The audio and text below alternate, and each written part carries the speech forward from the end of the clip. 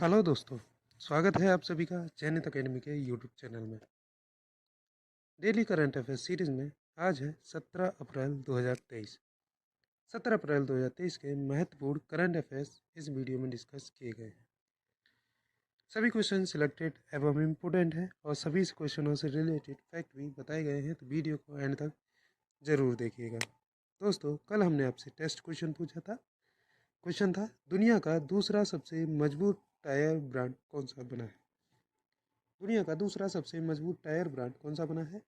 तो एमआरएफ दुनिया का सबसे मजबूत टायर ब्रांड बन गया है। दूसरा सबसे मजबूत टायर ब्रांड बन गया है। आज के लिए आपका टेस्ट क्वेश्चन है, किस राज्य के मोइती समुदाय ने चीरा ओबा चंद्र नववर्ष मनाया है? तो किस राज्य के मोइती समुदाय ने चीरा ओबा चंद्र नववर्ष मनाया है? तो इसका आंसर आप नीचे कमेंट बॉक्स में जरूर दीजिएगा। साथ ही साथ इससे जुड़ी जितनी भी जानकारी हो सकती है सभी को कमेंट में नोट जरूर कीजिएगा। चलिए शुरू करते हैं 17 अप्रैल 2023 के महत्वपूर्ण करंट अफेयर्स। भारत स्पेन आर्थिक सहयोग बैठक का 12वां सत्र कहाँ आयोजित किया गया? भारत और स्पेन की आर्थिक सहयोग बैठक के 12वें सत्र का आयोजन कहाँ किया गया है? तो नई दिल्ली में भारत स्पेन आर्थिक सहयोग बैठक की 12वें सत्र का आयोजन किया गया है। भारत स्पेन संयुक्त आर्थिक सहयोग आयोग का 12वां सत्र नई दिल्ली में आयोजित हुआ है। भारत के वाणिज्यिक सचिव सुनील वर्थावल और शियाना मेंडेज व्यापार राज्य सचिव स्पेन सरकार ने बैठक का सह अध्यक्षता की है। दोनों पक्षों ने 1972 में स्थापित भारत स्पेन संयुक्त आयोग तंत्र का स्वर्ण जयंती संस्करण मनाया है।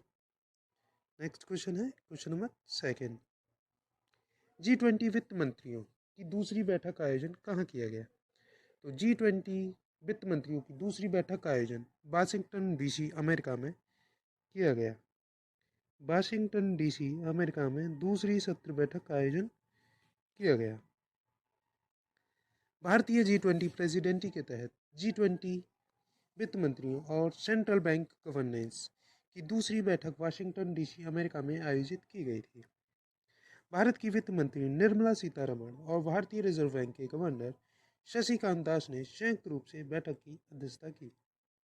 बैठक में G20 सदस्यों और क्षेत्रीय संगठनों ने लगभग 350 प्रतिनिधियों ने भाग लिया। दोस्तों, इस वीडियो का PDF को डाउनलोड करने के लिए आप हमारे टेलीग्राम ग्रुप को ज्वाइन कर सकते हैं। टेलीग्राम ग्रुप का लिंक नीचे वीडियो के डिस्क्रिप्शन में दिया रखा है। नेक्स्ट क्वेश्चन है क्वेश्चन नंबर 3। भारत का विदेशी मुद्रा भंडार 6.30 अरब डॉलर से बढ़कर कितने अरब डॉलर हो गया है? तो भारत का विदेशी मुद्रा भंडार 6.3 अरब डॉलर से बढ़कर 585 अरब डॉलर 585 अरब डॉलर हो गया है। 7 अप्रैल 2023 को समाप्त सप्ताह के लिए भारत का विदेशी मुद्रा भंडार 6.306 बिलियन डॉलर से बढ़कर 584.755 बिलियन डॉलर हो गया है।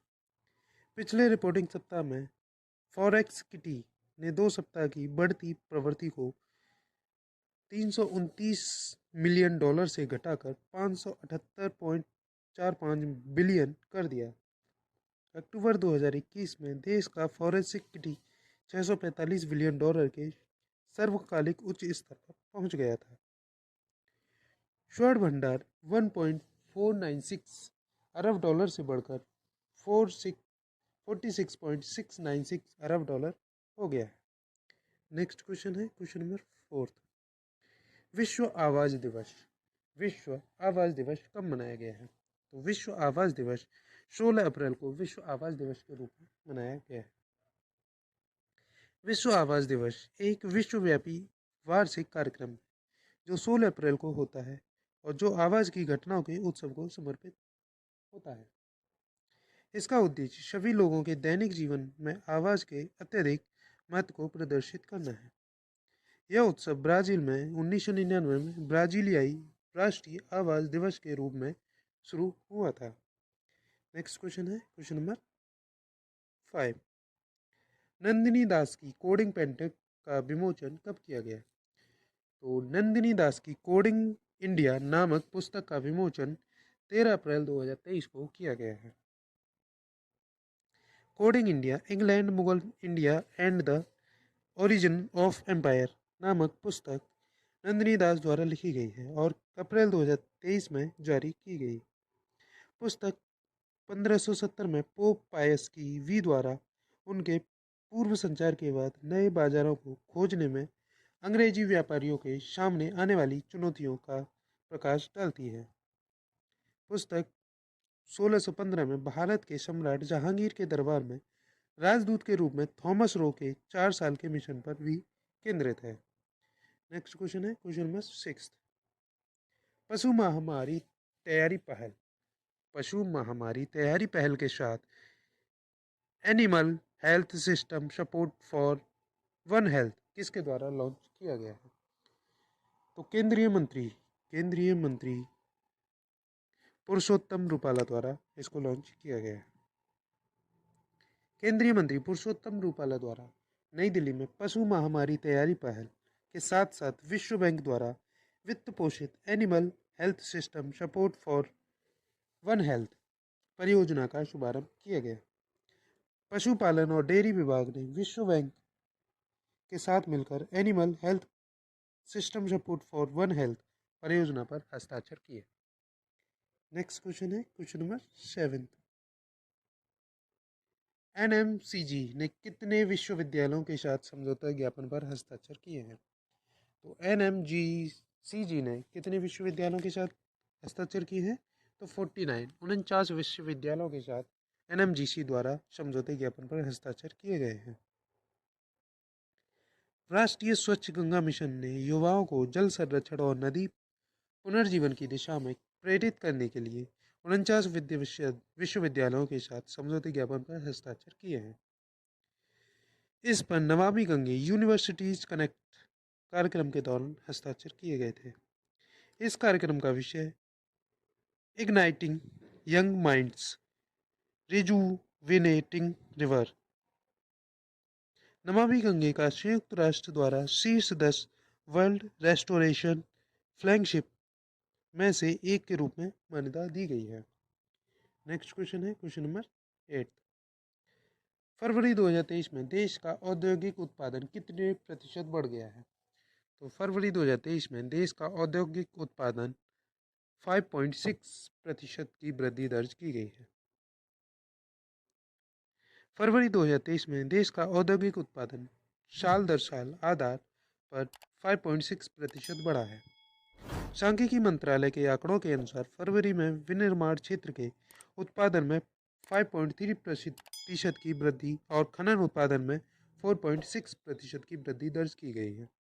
औद्योगिक उत्पादन सूचकांक का विस्तार हुआ है।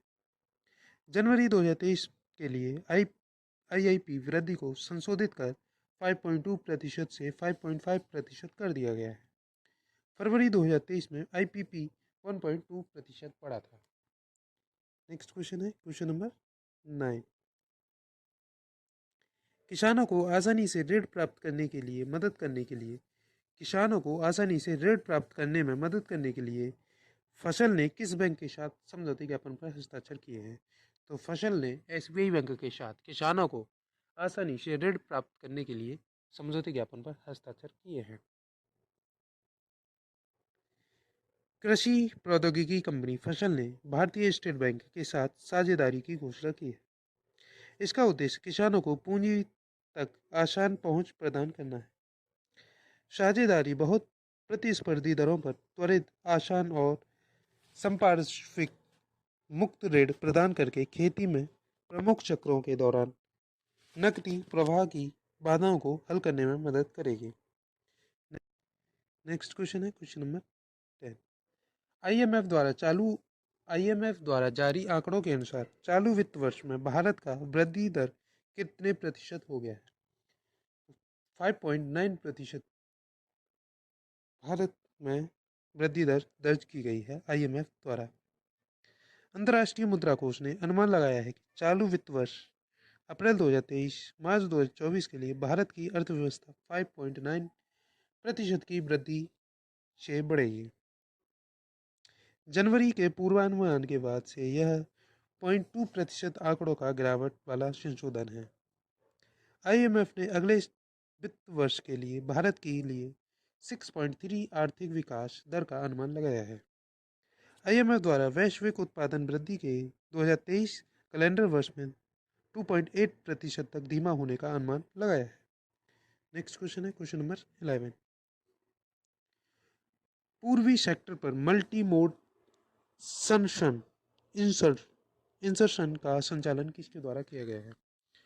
तो पूर्वी सेक्टर पर मल्टी मोड इंसर्शन का संचालन भारतीय थल सेना और भारतीय वायुसेना द्वारा संयुक्त रूप से किया गया है। संयुक्त रूप से इसका संचालन किया गया है।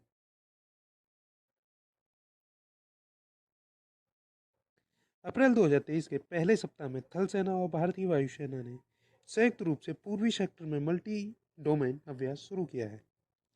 यह नियमित भूमि वालों द्वारा चल रहे संचालन को गति प्रदान करने के लिए गतिज कार्यों को करने के लिए नामित क्षेत्रों में लैंडिंग और ड्रॉपिंग द्वारा भारतीय वायुसेना के विमानों और हेलीकॉप्टरों को नियोजित करने में विशेष बलों की रणनीति एयरलिफ्ट के लिए संयुक्त योजना को मान्यता करने के लिए आयोजित किया गया था। नेक्स्ट क्वेश्चन है क्वेश्चन नंबर 12। जापान और फ्रांस ने किस देश के साथ मिलकर श्रीलंका के लिए एक मंच साझा करने की घोषणा की है?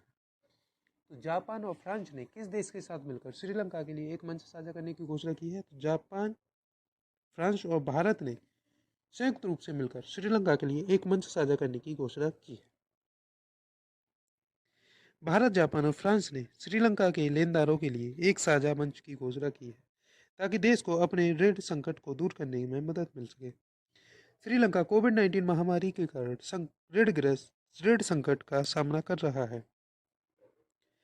श्रीलंका पर द्विपक्षीय लेनदारों का $7.1 बिलियन बकाया है, जिसमें चीन का $3 बिलियन है। इसके बाद पेरिस क्लब का $2.4 बिलियन और भारत का $1.6 बिलियन है। नेक्स्ट क्वेश्चन है क्वेश्चन नंबर 13। खेलो इंडिया के तहत खेल सुविधाओं पर 3200 करोड़ रुपए खर्च करने की घोषणा किसके द्वारा की गई है?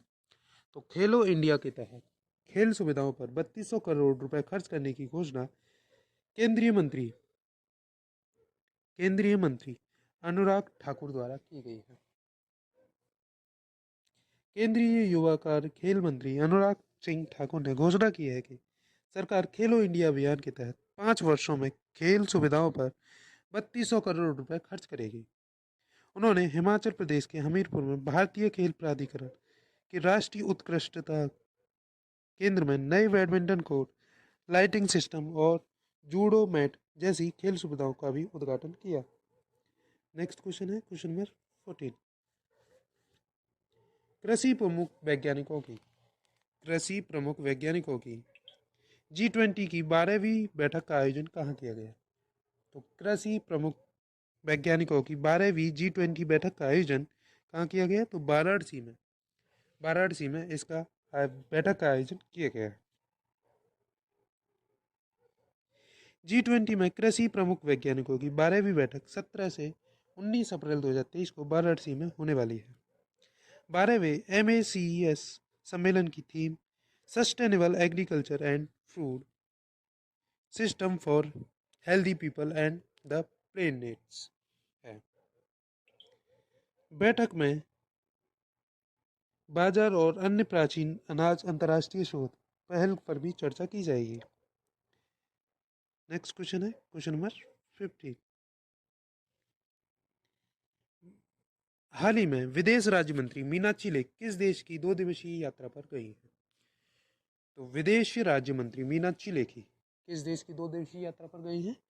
तो क्रोएशिया और स्लोवेनिया की यात्रा पर मीनाक्षी लेखी गए हैं। विदेश राज्य मंत्री मीनाक्षी लेखी 16 अप्रैल 2023 को क्रोएशिया और स्लोवेनिया की 4 दिवसीय यात्रा पर गई हैं। क्रोएशिया में वह विदेश और यूरोप मामलों के मंत्रालय के राजनयिक मामलों के राज्य सचिव के साथ विचार विमर्श करेंगी। स्लोवेनिया में वह उप विदेश मंत्री से मिलेंगी और उप प्रधानमंत्री और विदेश और यूरोपीय मामलों के मंत्री से मुलाकात करेंगे। दोस्तों आज के लिए बस इतना ही। वीडियो आपको यूज़फुल लगा हो तो वीडियो को लाइक करें, शेयर करें। इसी प्रकार की वीडियो पाने के लिए हमारी जैनित अकेडमी की यूट्यूब चैनल को सब्सक्राइब करें, बेल आइकन को प्रेस करें ताकि ऐसी ही लेटेस्ट वीडियो का नोटिफिकेशन आपको समय समय पर प्राप्त होता रहे। जय हिंद, जय भारत।